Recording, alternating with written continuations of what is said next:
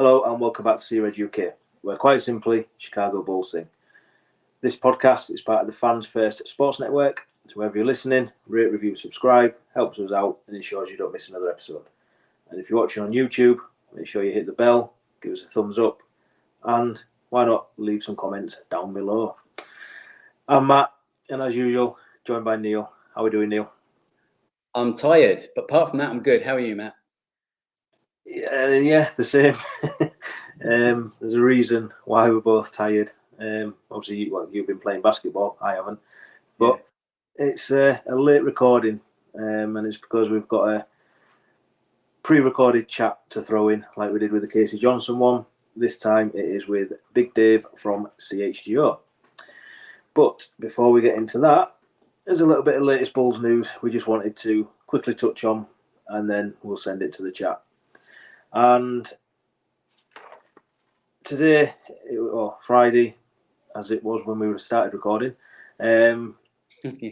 Bulls announced that they'd given out some Exhibit 10 contracts to Quentin Jackson and Max. I'm going to struggle with this one. Heidegger. I don't know. Heidegger. That's an Australian way of saying hello, isn't it? I'm sure Troy will let us know. Yeah, he'll clear it up for us. Yeah, the Exhibit 10, they're probably not going to see the floor for Bulls. It's more a case of getting them into the system, giving Windy City a chance to look at them. Both guards, Windy City needs guards, as we've let Juwan Freeman Liberty go, and Carlick's doing whatever Carlick's doing. Don't know much about Max Heidegger, but Quentin Jackson looks like he could be a fun player from what I've seen. Did play a few games for Wizards last year, including the last game of the season, where I've shared some on Twitter about it. But yeah, I don't know if you've got much to say on them. No, only found out about it when I came out from basketball training, and don't know anything about either of them. So I need to educate myself before I can have an opinion on it. Yeah, I mean, like I say, to me, they probably just end up. It's more a chance for Windy City to look at them. Mm-hmm. Maybe a little bit of extra competition for the guards. Because there's not enough. We need some more. Just for training camp purposes, and yeah. If they do stay with Windy City, obviously, as we've mentioned, we will give as much Windy City news as we can next year as well. And last little bit of news before we send it over. Germany beating Team USA to get to the World Cup final. Was it last week we put out our international one where I said I was rooting for Germany. We've been born in Germany and all that.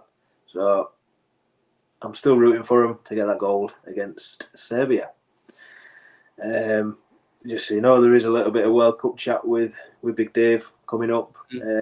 Obviously, being an American and Team USA losing, but it's Big Dave, so it's all positive. Of course. On that note, I will send it to the ad read and it's straight into the chat with Big Dave. Our partners at USA Sports. It's a UK-based sports merchandise retailer. They cover NBA, NHL, NFL, MLB, as well as Formula One. From hats to hoodies, there's something for everyone. From Chicago Bulls to Team Red Bull and everywhere in between. So check them out on all the socials and at usasports.co.uk, where at the minute they are offering 20% off if you go onto their website due to the NFL season kicking off. So that's usasports.co.uk. Hello and welcome back to Sea Red UK, and it's a welcome back for our guest tonight, Big Dave. How are we doing, Big Dave? Doing good, Matt. Neill, what's up? Neill, it's good to see y'all faces. Neill, I appreciate the shirt that you have on, sir. I see what you're repping. I've got it. I see what you're rocking. That's right. Man, you're looking quite clean yourself. I see the Jordan in the back. You're looking wonderful, sir. Man, bit of a different background to what I'm used to having on these. I'm usually Brooke, so yes, sir. I've had a chance to put the jerseys out this time. But yeah, like I say, it's welcome back to you, and it's your second time with us now. Yes, sir. You're the second guest that we've had twice now after Tim Sinclair, so you're in pretty good company. hey, if I could be down with Tim Sinclair, I'm doing something right. I'm doing something right, man. Because Tim is awesome, man. That's an awesome human being right there. As y'all know, Oh yeah, that's a really good dude. And as we were just saying in the pre-chat, obviously we've grown a lot since we last had you on because we can actually see you now. Yes. And speaking of seeing you, obviously we met you in Paris as well, Yes, which that was an incredible experience for us. And as everyone who listens to CHGO knows, it was an incredible experience for you and Peck in particular. Yeah. Yeah, it was great, man. Like, it was my first time going to Paris. So that was amazing in itself. But, seeing how much you guys, for one, like us, but overall, how you all feel about the Bulls. You don't realize, the global impact of it until you go global, and you see it right there. I remember when the day of the game, when we were with Easy, shout out to Easy, and we were with him, and he was like, okay, yeah, what do you guys want to do? It was like an hour or something before the game. He's like, what do you guys want to do and stuff? I'm like, oh yeah, we're going to head over to this bar for a second, probably meet some fans, it won't be too long or nothing. He was like, cool, I'm going to go stand in line and wait for this game and stuff right here. And I remember saying in my head, like, dude, you got like an hour, to go see it's fine, it's cool. And then it hit me like, oh yeah, you live in Paris. You don't get to see the Chicago Bulls all the time. This is a big deal. And yes, you should go stand in line and not tend to my foolishness right about now, because I couldn't understand it until I thought about it. So yeah, man, to know that the Bulls are that kind of big, and just to meet you guys and watching you guys articulate it, to us, man. And then on top of that, you actually like what we do over here. Like it was something. Paris was something, man, for real. It was eye-opening for sure. Yeah, it was a great experience. Well, we were supposed to come to that bar the night of the game, but our hotel was right next to the arena, so we'd seen the queue, and we actually had to walk away from the hotel to come back past the hotel to get in, and it was just, well, you made the right decision. No, you made the right decision, man. You good. We enjoy a queue, so yes. Nothing better than a good queue. I understand. Trust me, I understand. Y'all made a great decision, but yeah, we got there. Got to the stadium. Saw all the introductions, just the pomp and circumstance of everything, and yeah, it was just really cool, man. It really was. It was just a really cool thing, and I'm glad you guys got to see that. Honestly, like experience that. Like, I'm sure you all were like, wow, just taking that in, man, for real. Yeah, I mean, obviously Neill's been to the UC before. I haven't, but I mean, for me, it was just it was more who was in the arena at the same time. Like obviously Magic Johnson, Wemby, all that, and you kind of feel like you're in the presence of greatness. Do you know what I mean? And it was just a bit of an unreal feeling, really. And it's not lost on me in particular, but yeah. So and obviously Neill had his little Peck moment where I kind of pushed him to go on your show. Yeah, I was a facilitator in that one. I just pushed him to go.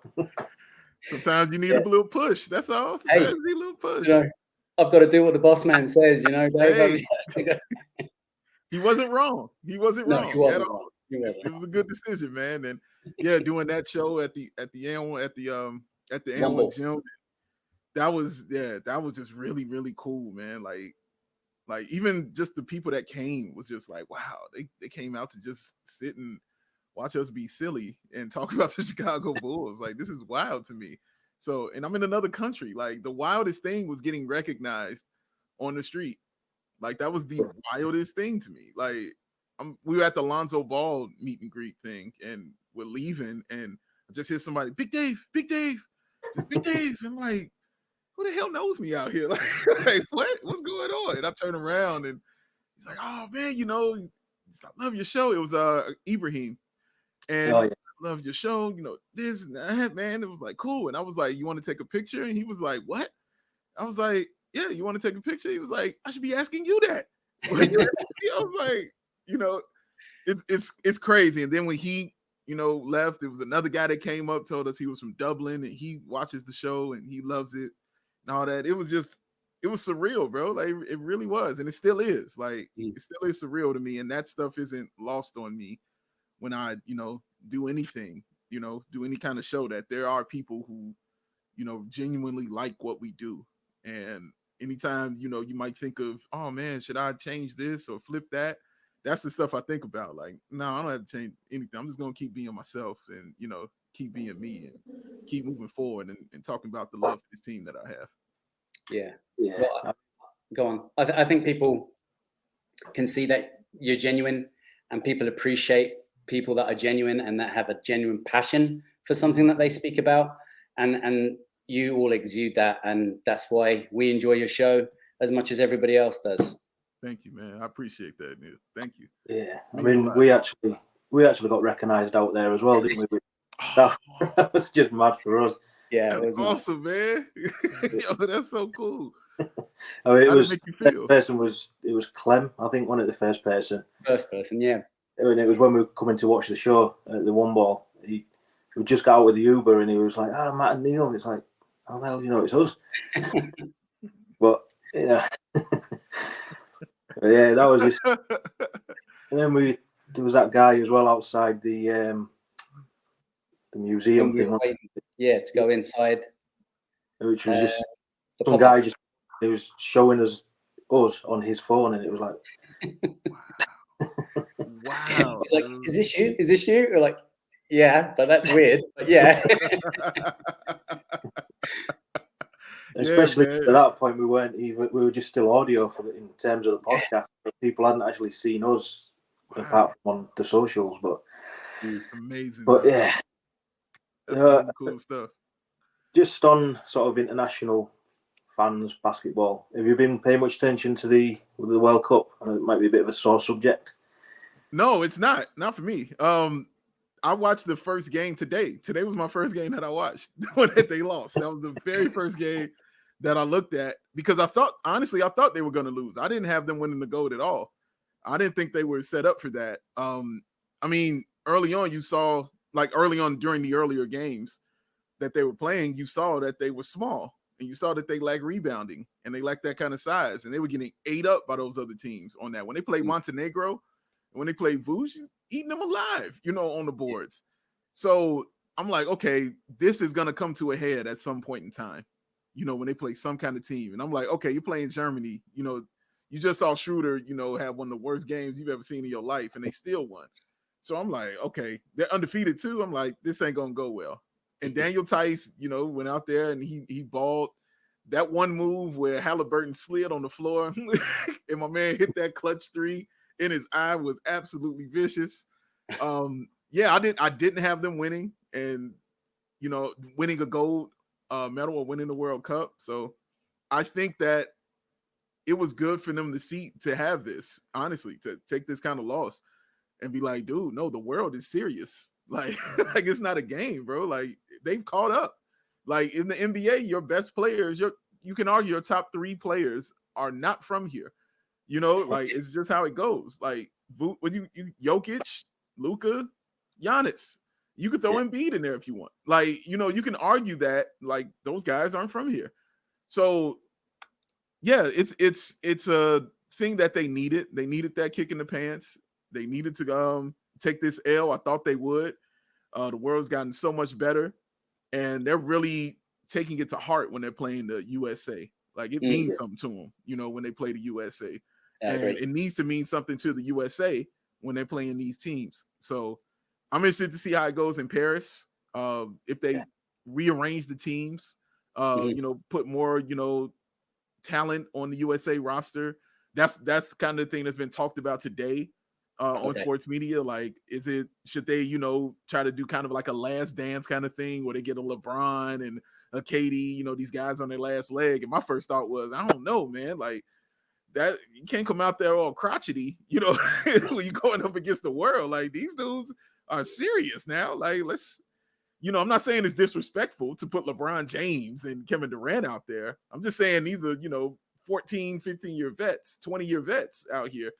And I just want what's best. I want your best out there. You're going to need Steph Curry, but you're also going to need Jared Allen at the same time, because somebody's got to get some rebounds, man.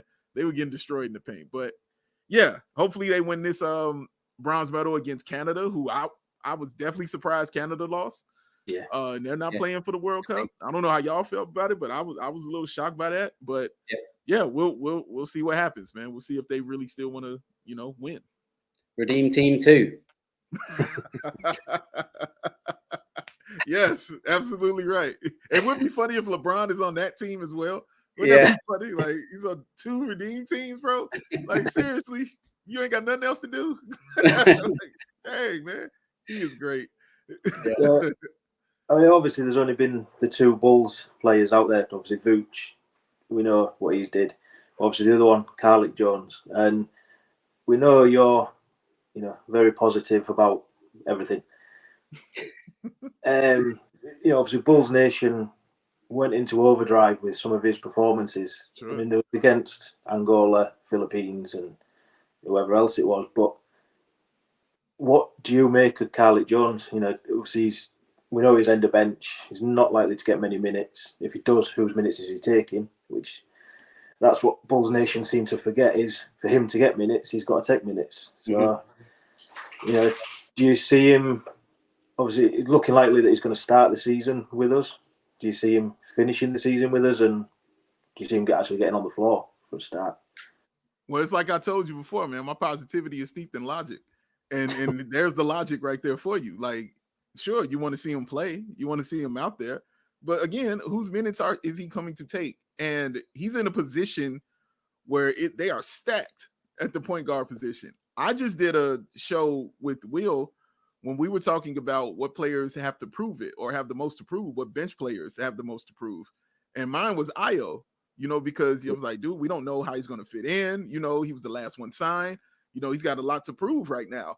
Now, if Io's going to have to prove it to get into the lineup, Carlick Jones, you know what I'm saying? Like, where is it going to be for him?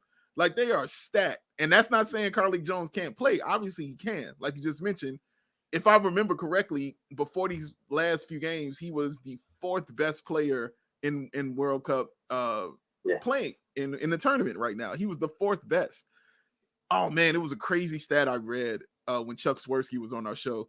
I think he was the first player ever in history to have 3 back-to-back games of 10-plus assists. Yeah. And that is crazy. Ever in history, in World Cup basketball history, that is wild. So, and an MVP, I don't care what level you're on, you win an MVP, you're good, all right? MVP of a G League is still MVP. So he gets that kind of respect as well. But where can he get in? The only way he gets in is obviously through injury. Yeah. But we also have to see if Billy Donovan trusts that, because he might be comfortable. Even with the injury, he might be comfortable giving more minutes to Coby, more minutes to Javon, more minutes to Caruso, or more minutes to Io, depending on who's hurt.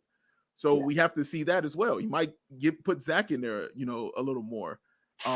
So we don't know. And Carlick, he's not a great defender either. And Billy Donovan, knows how to coach defense. Top 5 defense in the league last season. So that will play into it as well.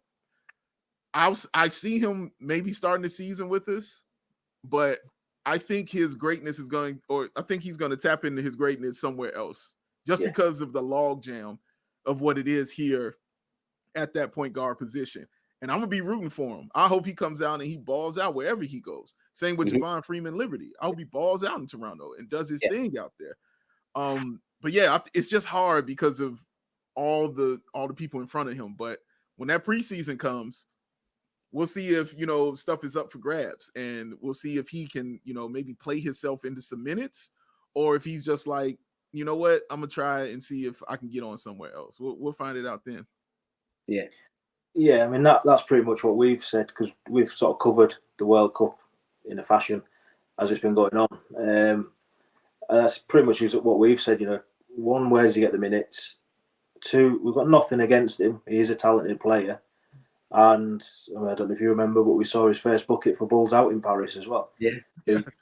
You know that he can get buckets. But like I say, poor defensively. And the World Cup, the opposition that he's been playing, I couldn't name anybody on Angola's team, Puerto Rico's team, do you know what I mean? So you've got to sort of take it all in sort of comparison with each other. And but I hope he does have a successful career, or a career at least in the NBA. Yeah. Unfortunately, I just don't see it being with Bulls. It's and that's not a knock on Carlick. It's just like you say, the log jam. He's got to get his minutes somewhere, and he's not going to be at Bulls. So yeah, and that is the problem. And moving on from that, then we have a log jam at the 1 and into the 2 position. Our concern that we've talked about is by bunching up so many players in the backcourt. The question is now, are we too thin at the 4 and 5? And you've got Vooch as a starting center and Drummond backing him up, and then you've got essentially Patrick Williams and Torrey Craig vying for the number 4 position, however that pans out. But if any of the 4 of those take a serious injury, we're spread very thin. I mean, the next player up really is Sonogo. We know Caruso is going to get a few minutes at the 4 if something like that goes down. But I mean, it just feels like we're one injury away from a real big crisis. And hopefully we don't get those injuries. Hopefully it all goes okay. But what do you think? Do you think it makes more sense to try and, we just have to take in on 2 10-day contracts and they're both guards again? I mean, it feels like the eyes are taken away from the 4 and 5 position too much. That's a great point. And that's something that a lot of people aren't talking about either. Right. We speak a lot about that log jam, but we don't speak about, that lack of depth, at that 4. Because you don't worry about the 2 or the 3 too much because your stars are there. So you don't really concern yourself with that. But that 4 and that 5, especially that 4, is kind of up for grabs, sadly, because everybody wants it to be Patrick Williams' position. But the fact that there can actually be a debate is what is like, I don't even want it to be a debate. You know what I mean? Like I shouldn't even be debating with you with him or Torrey Craig. Like, shouldn't even be a debate, bro. Like, it should be you. It's yours. Have it. Take it. It belongs to you. But yeah, you're one inch away from something, bad happening. And the Bulls were relatively healthy last year. Patrick playing all 82, Vooch playing all 82, which is not a normal thing for a big guy in his 30s to do. No. But he definitely did it. And that's awesome. Caruso is not a guy who is known to play a lot of games, but he did okay, as far as his health was concerned last season. When Caruso's out there, if he gives me 60, 65, that's like 82 to me. You can get that from Caruso. So hopefully we'll see what that is this season with that.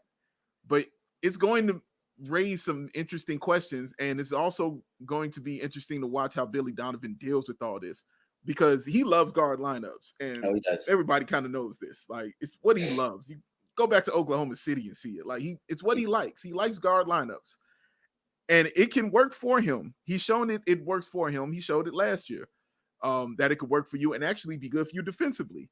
He showed that. Nobody thought to put Caruso at the 4 and it be successful. The year before, nobody thought to put Javonte Green at the 4 and it be successful. So he's putting guards at these positions and having success. So that's what, now you're going to have multiple guards. So I'm more interested to see what the bench is going to be, when it comes to that. Because again, how I look at stuff, I'm like, man, that could be a real like piranha type defense. And you guys know I say like death by 1,000 cuts kind of defense that they have. And they could really do that. Like, just guys nipping at your heels, the entire time, just getting the ball and getting out in transition. Obviously, they're not going to be great for post-ups or anything like that, but that could be a real issue out there for teams, second unit-wise. That could be a real problem. But if you're looking at it like straight up, for real, man, you have to get some size, and you can't depend on Sonogo right now because he's a no-go right now. See what I did there? I like thank you very much. He's not ready yet. I hope he is. I would love him to be ready. I mean, a guy won an MVP in college in the tournament and, is a champion, means something. I've always felt that meant something. So hopefully he can, come in and provide that if it's necessary, but hopefully it won't be necessary. Right. But Torrey Craig and Patrick Williams is what it is. Like, and Patrick is probably the guy who will be the most interesting and all that. Because even when you're running those small ball lineups, who's going to be the center? And for me, it's going to be Patrick. Like, it's going to be Patrick Williams playing that 5. He fits in seamlessly right there. So is his minutes, is he going to have more minutes? Or will Torrey Craig, kind of fill in on the back end of certain things, like because of the size or the matchups, like it's going to be just so interesting to watch Billy and what he concocts and comes up with to make up for that lack of depth at that 4. But it's definitely an issue, and I hope it doesn't become a major one, because if Patrick Williams is just the Patrick Williams that we think he is and hopes to be, it's not an issue. It really isn't. It's not an issue. You got it right there. You can play all the minutes. The man is built like a train. You know what I mean? He could be out there all day long, run on his 30-plus minutes and put Torrey Craig in when he needs to be in, and we can get by on that. He's shown you that he's super durable. He can play all these games, and it's something that he consistently says he wants to do, is play all 82 all the time. Well, do that, young man. You're not 21 yet. Run that. Get on out there, play them 82, but be impactful in that. That will answer all those questions. Is Patrick Williams depth or whatever? You won't worry about it if Patrick Williams is being Patrick Williams. But since we're not sure, it's going to be a question until we actually see him do it. Yeah. Matt flip-flops a little bit with Patrick Williams. I'm very much a P-Will stan. I continue to believe, and I hope that one day he's going to prove me right, and that belief won't be all for out. But we'll see. I'm with you, and I understand the flip-flopping on it. Like, I get it. Like, it's hard you want to root for him because you see the things that he does, and you're like, oh yes, look at that.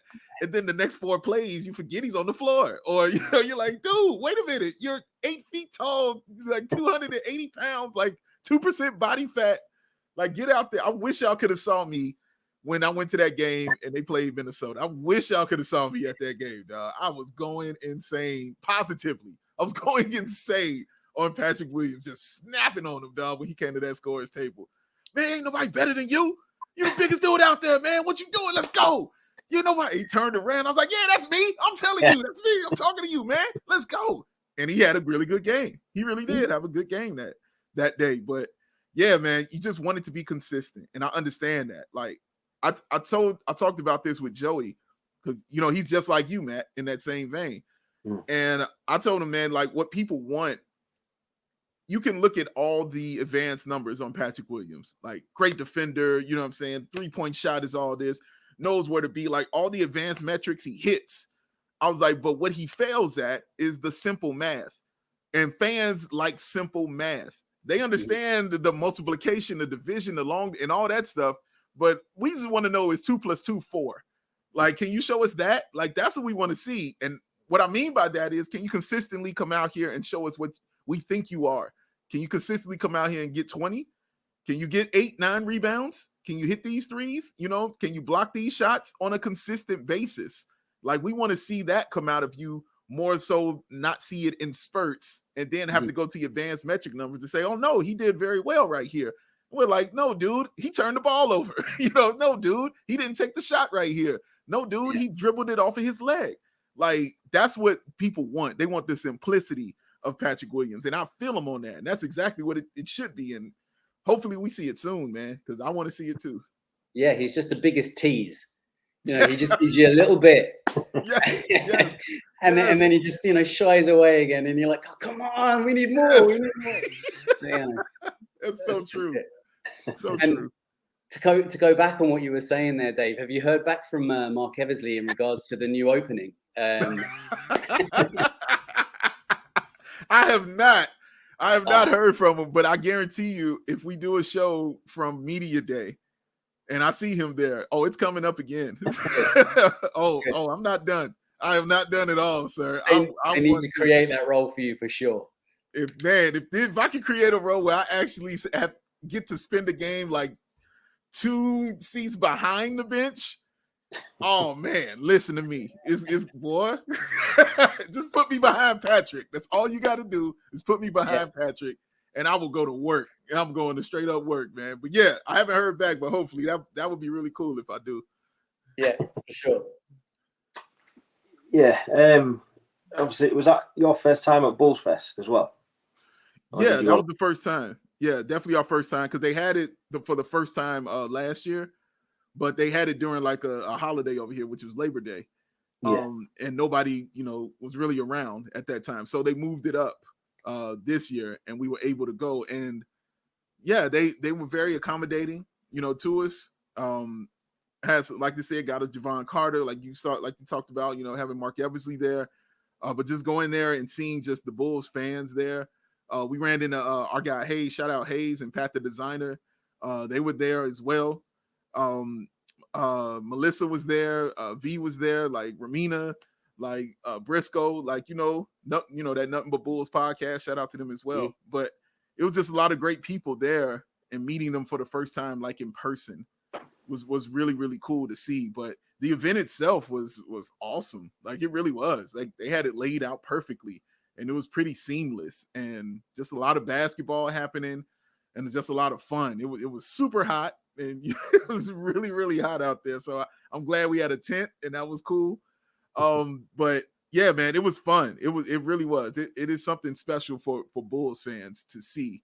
And they gave us some cool swag. I wish I had it next to me. I'd grab it and show it to you right now.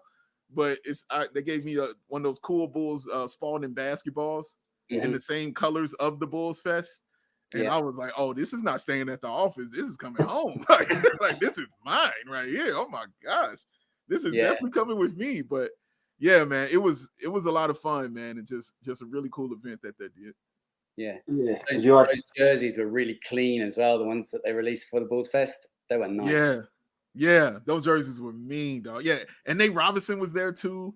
Yeah. And Eddie Curry was there, as well. So yeah, Kendall Gill, of course. Will Perdue was there also. So the NBC Sports Chicago crew was there with Jason Goff, and Casey Johnson and Tony Gill. Shout out to them as well. Like they were all there too. Like it was just cool, man. Like it was just a real cool, nice event, and it very seamless, and yeah, had a great time. Did you end up getting your beers? Getting my beers? Yeah, because she was struggling to find you, wasn't she? Oh yeah, we got him. We had to see the great thing about it is our producer Lawrence. He didn't come empty-handed when we showed up. So he had us covered. You know what I mean? So we were okay. So yeah, we definitely had a few beers over there, man, and yeah, had some fun with that. But they were serving them there as well, as you probably heard of the wild goose chase that that Emma was on to try to find us one. But no, we ended up with our thirst quenched. We were doing all right. Excellent. Maybe you should have had a word with Dan Moriarty about getting you your own little chiller with them in. Yeah. Oh, see, I should have had you around. I didn't even think of that. That would be, you know what? Okay, y'all like where your head is. I like where your head is. Next year. And who knows, we might be there next year too. That's right. Goals, man. It's goals. Yes. Exactly. So just recently, actually, two of your favorite worlds collided.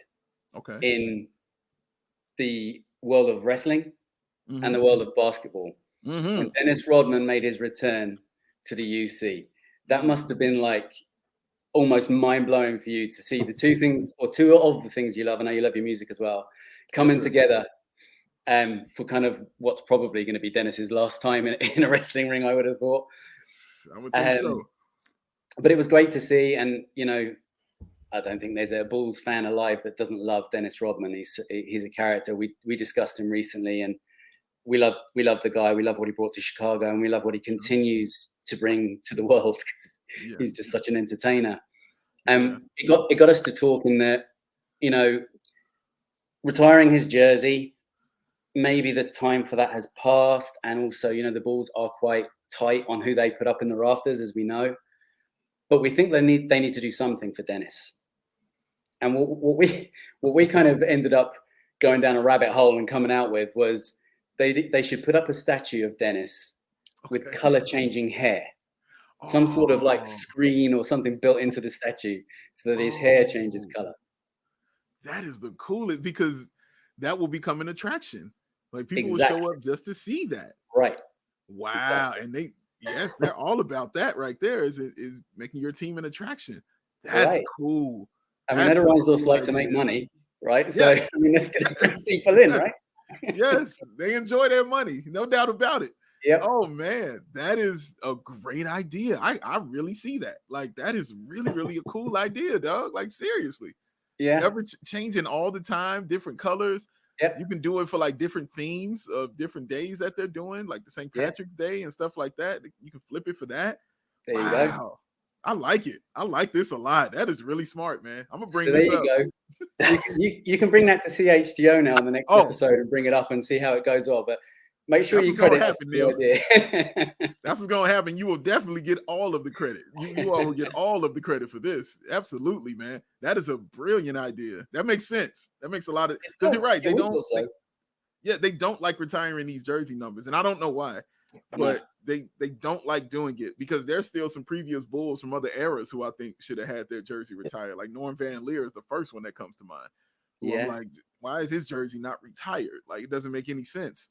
And of course, I think Derrick Rose is the obvious next one that they're gonna do.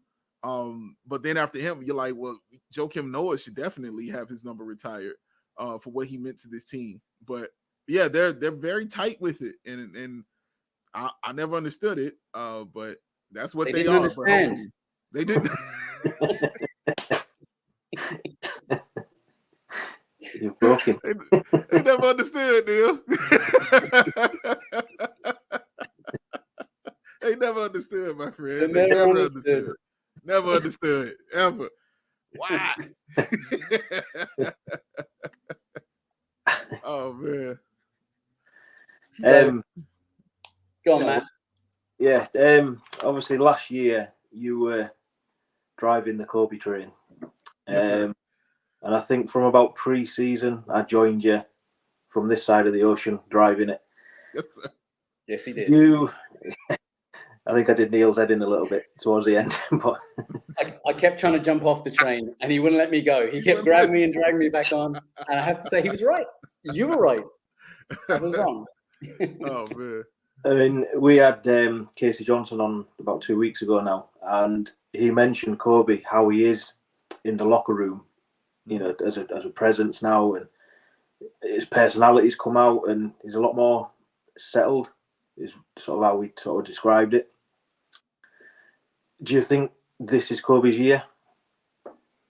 Oh, I hope so, man. I would say this: it's the year where it's the first year where I'm not concerned about what I'm going to see from Coby White. I'm expecting him to be good. That's what I'm expecting. As you know, like even before last year, the year before that, the train I was driving was his defense. The year before that. And I kept telling people, like, dude, look at his defense. It's improved. And of course, they're, what are you talking about? Stop. You mean he can't play defense? Look at it. Matt was definitely the first one like that on me. Like, dude, what are you talking? He can't play defense. Then Will kept like, he can't play defense. And then they look up and they're like, damn, Dave, he can play defense. I'm like, yeah, I know. I've been telling you this. Like, you can see the improvement of his defense. All you wanted it to see was everything kind of come together. And you saw that kind of last year where it started to gel for him. Like you saw him slowing down. You saw him not making those turnovers. You saw him not getting too high or too low when he made mistakes or when he made some really great play. Like he stayed kind of the same, even keeled the entire time. And you saw him not going 1-on-4 when it was a fast break. You just saw growth, man. I saw him running offense. I would see him pull the ball out and call a play. Like stuff like that. Like you weren't seeing him do these things. And then call the right play and make the right read. Like he was doing all of that correct. So coming into this season, I think the main thing he wanted to work on was his ball handling. That was the main thing he wanted to work on. So he spent a lot of time on that during the offseason. We'll see how it pays off. But this being his year, I don't see why not, man. Honestly, I don't see why not. There's nothing in the way of it being the year that he wants it to be, whether he's starting or whether he's coming off the bench. He's going to have free reign to kind of be Coby White and do what he really wants to do. And he deserves that. Like he's earned that right. They gave him the contract to say, hey, man, you should be able to do what you want to do out here. So if you're going to pay the man that, well, then it's time to let him be who he really wants to be. So I'm interested to see that. And I can't wait to watch that because I'm honestly walking in with expectations, for him. And I also want to see how much Billy trusts him in the fourth quarter, because he seems to come alive in that fourth quarter. And I know he trusts Caruso and those kind of guys in the fourth quarter, but he showed you in that Miami Heat game, he didn't have total trust in Coby White in that fourth quarter, or he would have never took him out for Patrick Beverley for reasons we still don't understand. But I don't get it. Never understood. I never understood. No, we never understood that either. never got it, dog. But you saw him, they try to carry that team to that victory, in that play-in, dog. Like, he was locked in trying to get them to that victory. And to understand that I could probably see that kind of Coby White for 82 games this season, and maybe some in the postseason, I'm excited for that. So now I'm coming in with expectations for him. Now I'm setting goals for him like that. Now it's not, I remember last year, my goal for him was just be MF and Coby White. That was my goal for him last year. Just be that. And he was that. That's exactly what he did. He realized, dude, I'm that guy. Now I'm like, I don't have no more goals for you, dude. I expect you to come out here and do this. It's like how you expect Zach, how you expect DeMar, how you expect Vooch, how you expect those, how I'm going to expect Javon, and expect them just to, do what they do and be the players that they are. I'm not going to be surprised when Coby does something awesome. I'm not going to be shocked or like, oh my God, like that. Like, I'm expecting it. I'm expecting him to do these things. So to answer your question, Matt, yeah, it should definitely be his year, because the reins are off. The training wheels are off on Coby White, and I can't wait to see him ride. Yeah, definitely. And you mentioned Javon Carter there briefly. We all went through the Pat Bev effect, and then that became the Pat Bev defect. But are we going to be getting more of the same, or is it going to be another level, do you think, from Javon? When you say more of the same, what do you mean by more? As in like an initial injection that will kind of like bring everybody in and then kind of fade away? Or do you think he's more of a real deal and he'll last the season? Because, we had Dragic.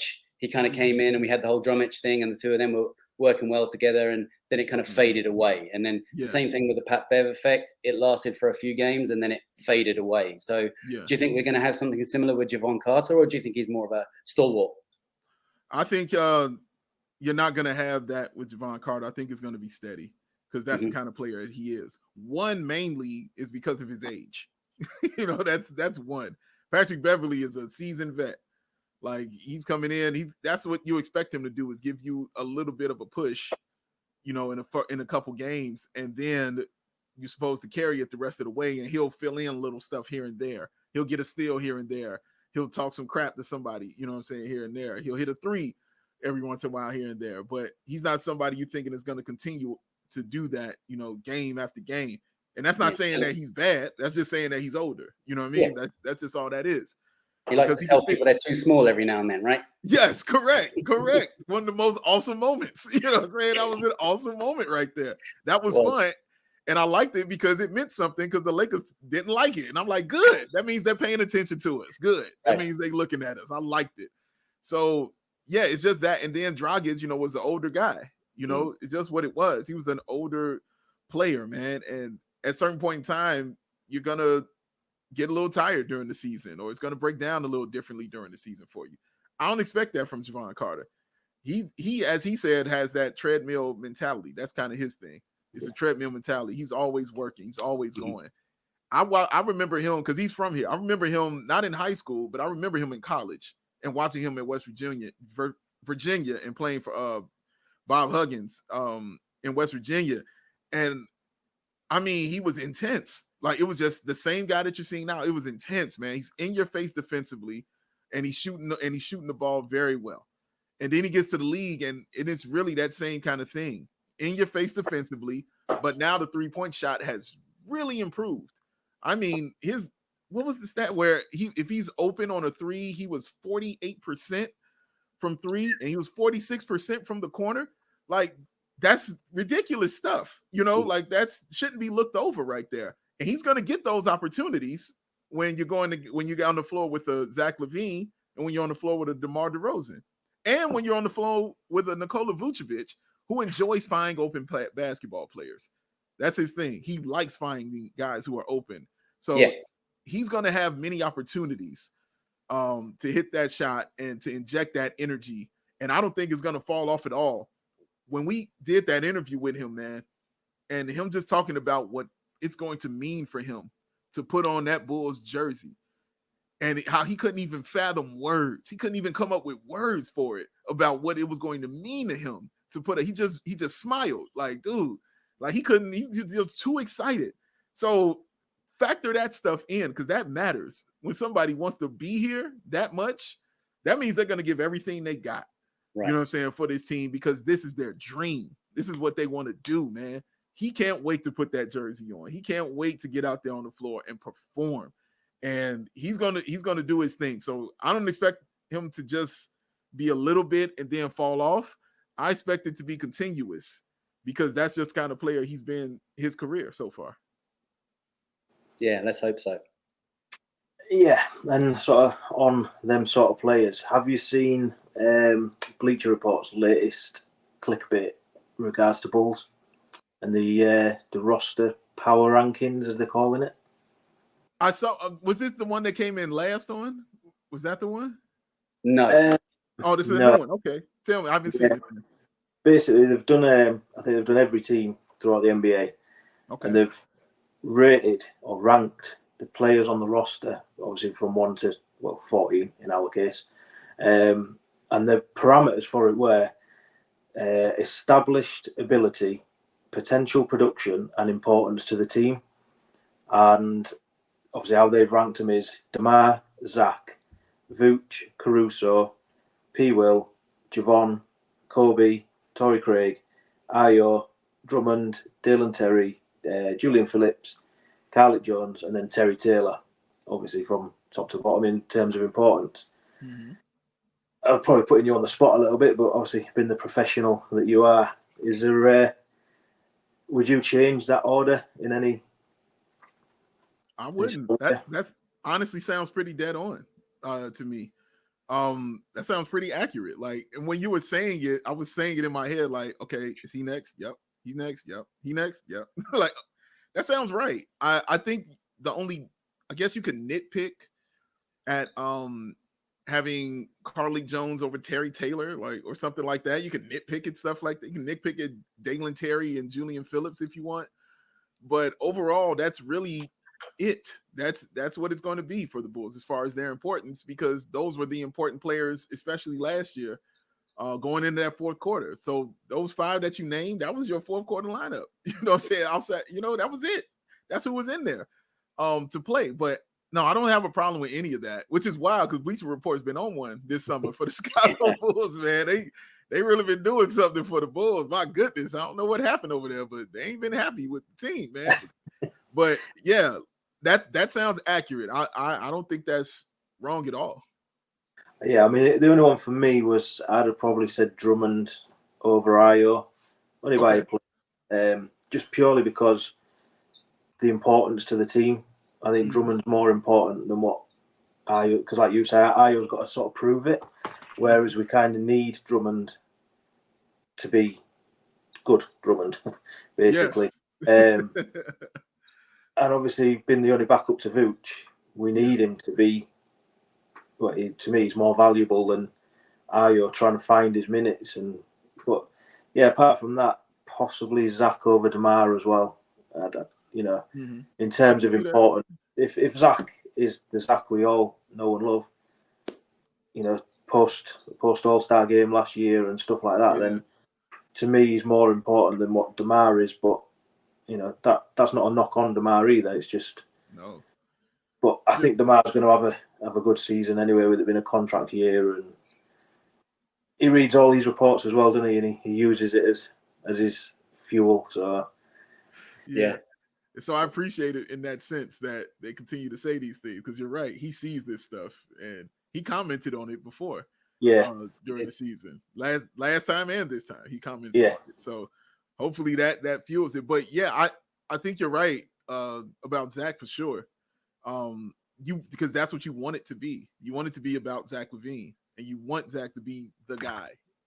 You want him to be the number one. That was the other player that Will and I had when we were doing our Prove It show. It was the starter who needs to prove it, and we both picked Zach. Yeah. That was the one we picked. Like, who's got to prove it? He's got to come out there and be that guy. And it's not prove it for me. It's not prove it during the regular season, because Zach is, as my friend said, like, dude, Zach is so boring, because you just know this dude is going to be a near 50, 40, 90 dude every year. He was like, it's boring, dog. Like, he's really that kind of good. He really is. But it's the dominance that we're talking about that we want to see from him. Yeah. Like you talked about that 14-9 record after that All-Star break. That was a whole different monster right there. And that is the actual term to use. He was a monster. Like, he was just unreal. That Toronto Raptors game, it was him and DeAndre DeRozan. Like, that's who it was. Like, those two carried the Chicago Bulls. Zach LaVine was going insane in that game, man. Like, just running down, pulling up 3-pointers in the fourth quarter. Like, he was on one in that game, and I enjoyed watching that. But you want to see that from game one. Yeah. You want Zach to be that dude, like, undoubted that dude. And it, like you said, it's not a knock on DeMar.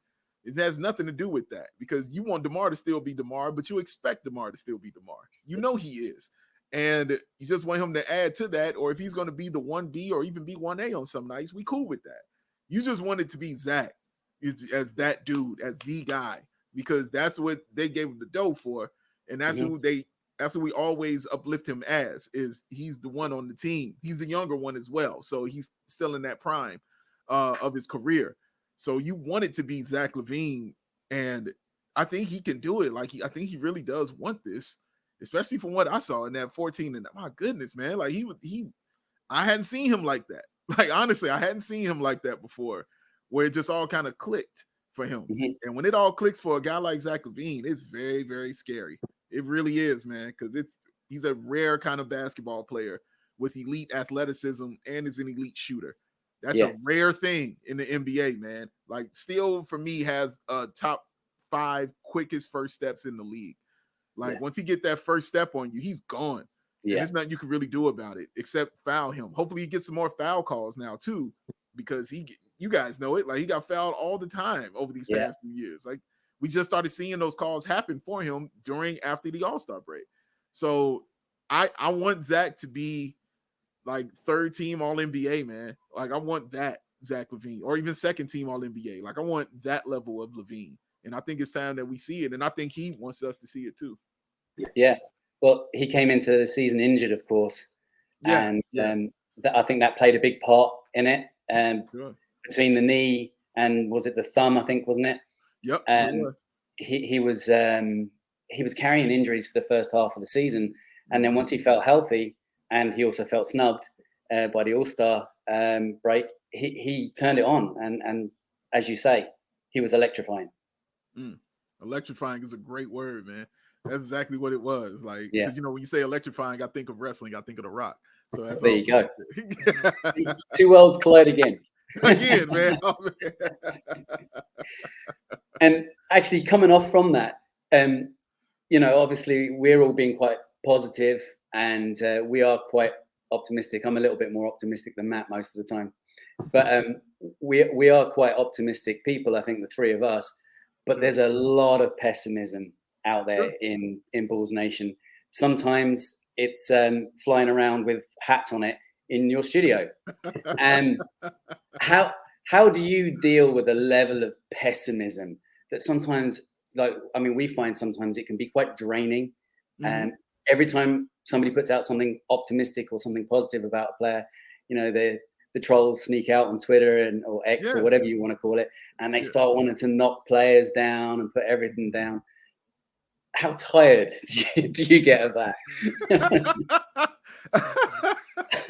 Oh, man, that's a great question. I don't really get tired of it. And I think maybe because I don't let it inside of me. I think that's, the best way I could kind of say it right there. Like, it doesn't really affect me. Like, unless they're talking basketball and, unless they're throwing some like basketball backup stats on this, then I'm like, okay, well, you're just talking from emotion, man. And I'm over here trying to talk logic with you. Like, no, tell me logically. And anytime, that's the best way I've done with trolls. Because listen, man, Like, 'cause I have a lot of that in me, all right? And you can't out-fool a fool, all right? Like, it's just not going to happen, dog. You can't out-fool a fool, and you can't out-con a con man. Like, it's just not going to happen, dog.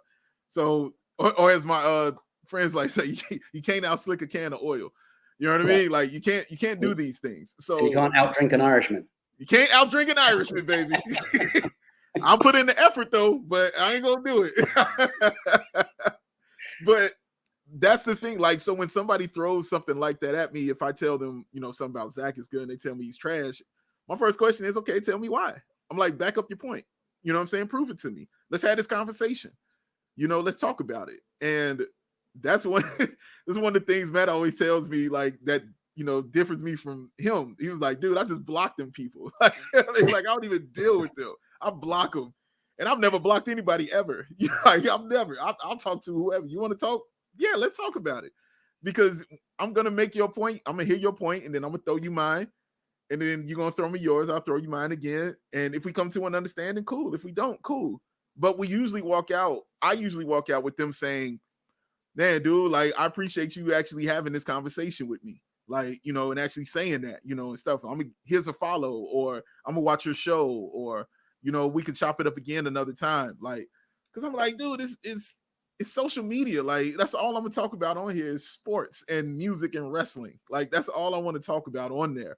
So talking about the Bulls and being positive about the team that I love when it's deserved, like during the ball-headed minutes years, there was totally different things I was putting up out there because wasn't nothing to be happy about during those times. But yeah, I can talk about Zach LaVine being good and back it up. I can talk about DeMar being good and back it up. I can talk about Vooch being good and back those things up. So I love those debates, man. I love debating. I really do. I really enjoy having those debates and arguments with people. But when they get, and I love it when they, try to get snarky and all that, because, I'm just as big as ass as you, bro. I just do it with a smile. You know what I'm saying? It's just, that's the only difference, but I'm gonna, kill you with some kindness out here. Like, I'm gonna really destroy you with some kindness. And, I'm not going to be mean to you. I'm not going to do any of those things to you. But, I just like having, constructive debate with people because they'll tell you quickly where they are mentally when you start asking them those kind of questions.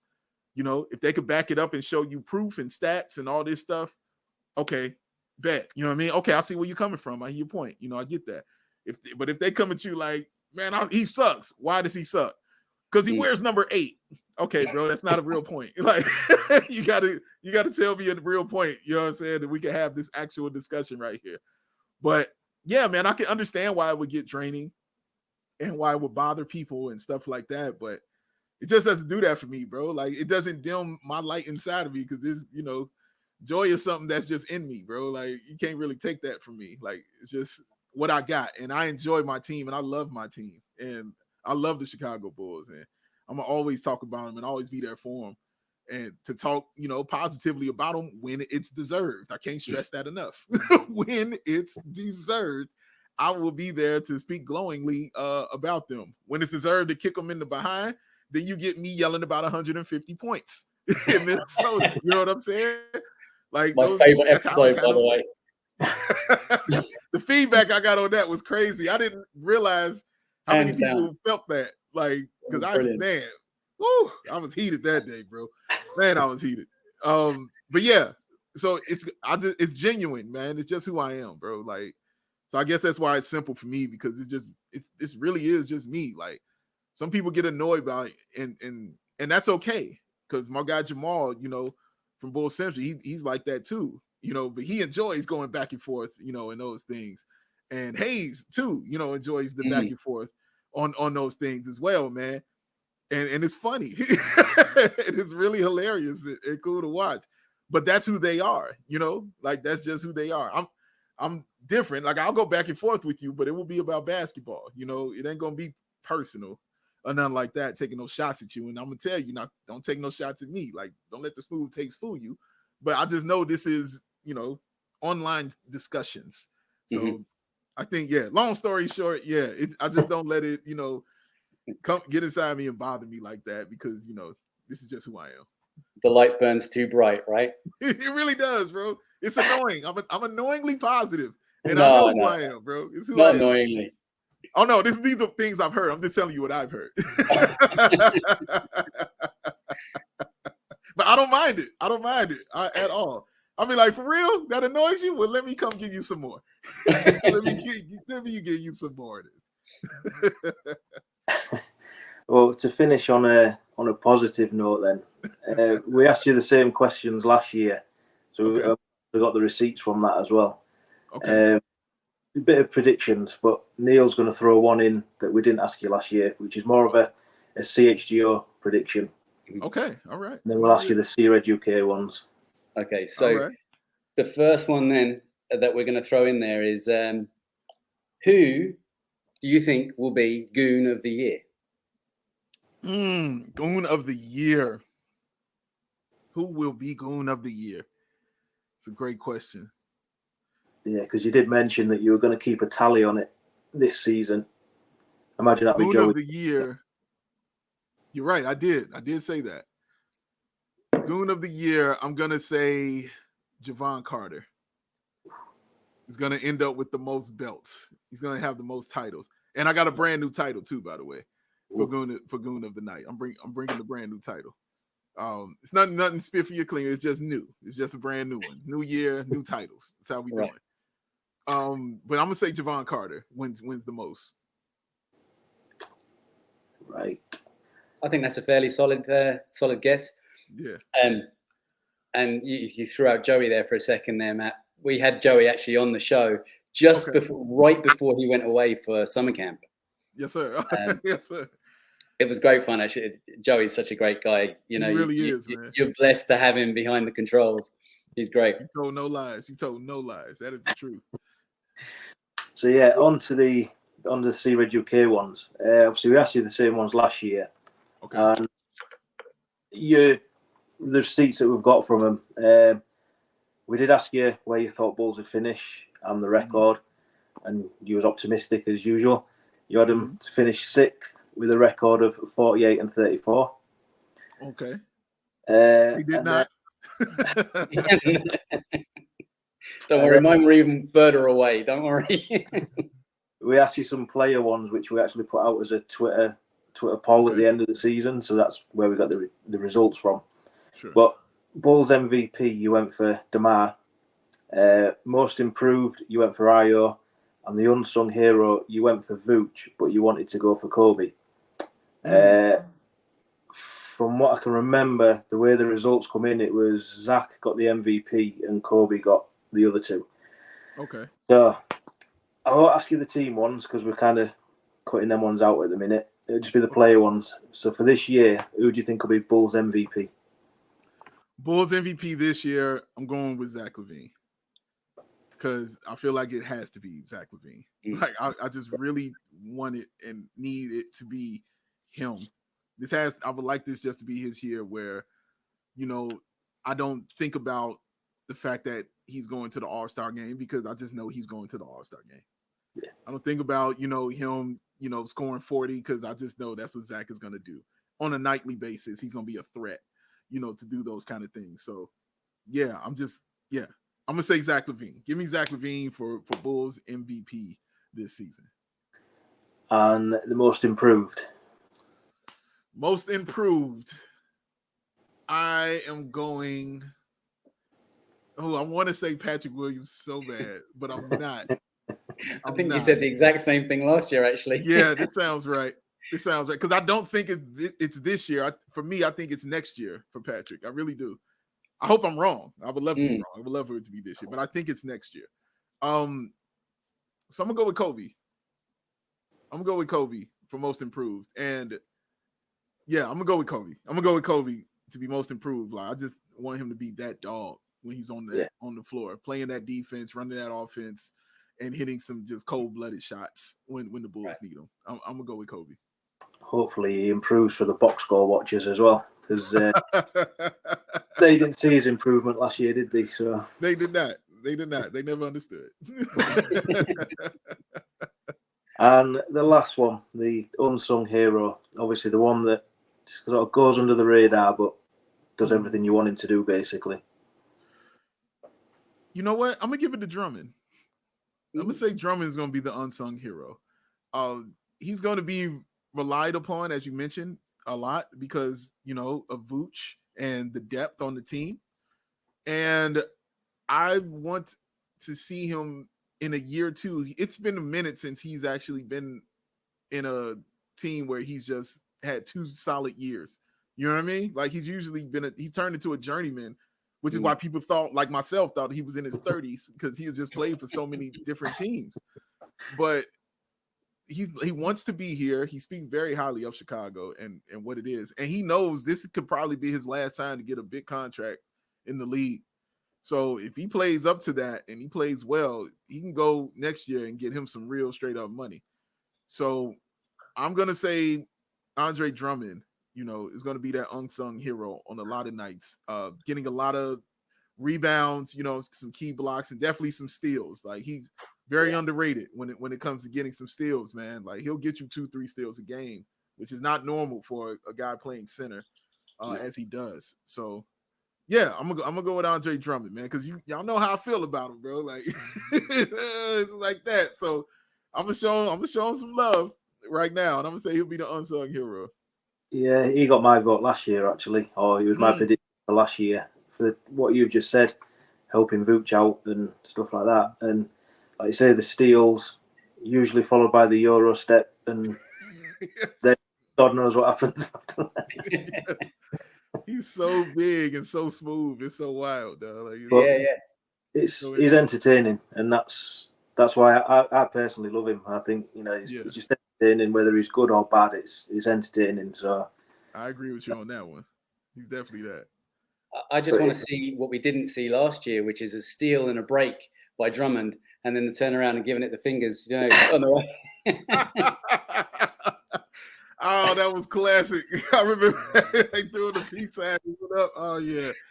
Yeah, man. I want to see it. Because remember, he was playing well all up until that injury. Like, until that shoulder injury, he was really consistent, in how he was playing and hitting his free throws at a pretty high clip.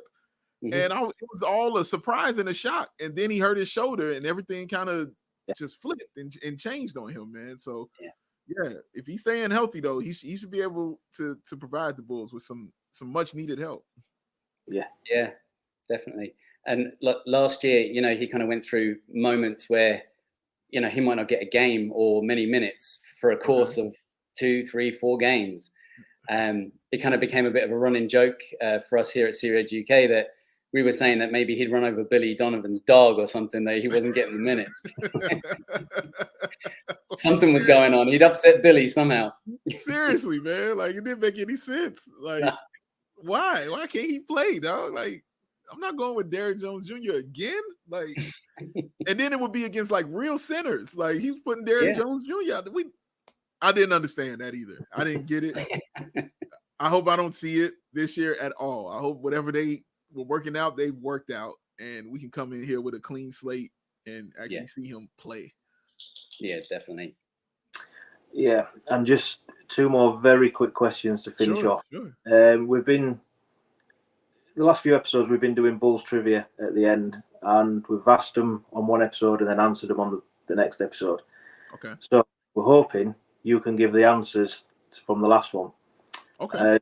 My question was, how or why did Dennis Rodman get the nickname the Worm? And if you want, who gave him it? Oh, well, did it happen? I want to say it happened in Detroit, but I could be wrong. It's not basketball. Like, no. Well, then not. It didn't happen in Detroit. It happened before that, like his family? Yep. Dang, I know this story because I heard it. It was from his childhood. Was he the Worm because he wouldn't stop moving around or something like that? Very close. Because of the way he played the pinball machines, the way he wiggled, and it was his mum. Yes, his mother. Yes, yeah. That's right. Yes, I remember that now. Okay, Don't give me no credit on that. I didn't go to that. I don't get no credit. Get half a point. I don't get credit for that. Okay, I'll take the half. But I don't deserve full credit for that at all. The next one I think you'll get was how many division titles do the Chicago Bulls have? Oh man, division titles. Okay, let me think on this.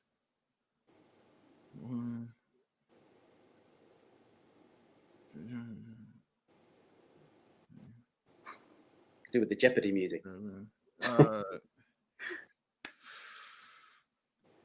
Ooh, I want to say 10 division titles. What were you gonna say? I was gonna say 9. Should have gone with 9. Oh, go with your first mind. Right, yeah. Follow your heart, follow your life, kids. Go with your first mind, kids. Because I mean, I knew you knew 6 off break. Well, yeah. 6 is a given. 6 is a given, and you remember the Derrick Rose one? They won 2. Oh, because one his MVP year and then the strike year. Right. I think the other one was from 1975. From the 70s or 50s. Oh, okay. All right. I thought it was from the 70s. 1975, I think it was the other one. 75. Okay, yeah, because that was the team that went to the West, because they were still in the West at that time. That was the team that went to the Western Conference Finals, if I'm not mistaken. And that team was stacked. And yeah. Oh man, yeah, I should have went my man. I knew this. You're right. I did know that. I definitely knew that.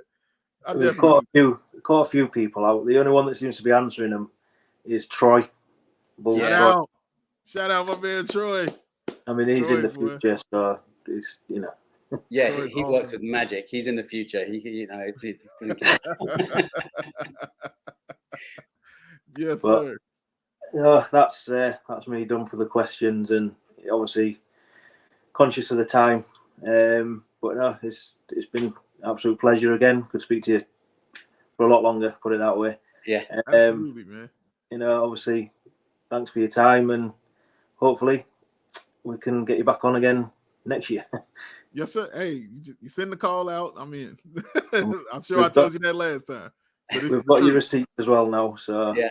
Yes, sir. You let me know, I'm in there. That's all you know. And thank y'all, man, for having me on, man, and much continued success to you both. Like, seriously, man. Don't stop what y'all are doing, because you're definitely doing something really good. So yeah, thank y'all. But thank y'all for having me a part of this, man. Appreciate it. No problem. So just before we let you go, Dave, if you want to give your handles and where people can find you. Sure. You can follow me on, I'm gonna just say on social media, because I don't know if it's Twitter or X anymore, but just follow me there at Bawl Sports, BAWL Sports. That is where I'm at. That's where I spend the majority of my time. Like I said, talking music, wrestling, and sports. That's really the things that I get into. And you can watch the show I do, CHGO Bulls, with my guy Matt, with my guy Will. Shout out Mark K down in Australia as well. He is definitely a big integral part of the show. And shout out Joey Spathis as well, who is our producer for the show. We do those 5 days a week. Cannot wait till the season starts so we can talk some for real basketball, even the preseason. Like, I'm drooling for the preseason, bro. Yeah. Like, I got it marked. I got that Sunday marked, ready to go. I am ready for that. So yeah, come be entertained by us and maybe learn a little bit about the Chicago Bulls too. So yeah, come check us out. CHGO Bulls.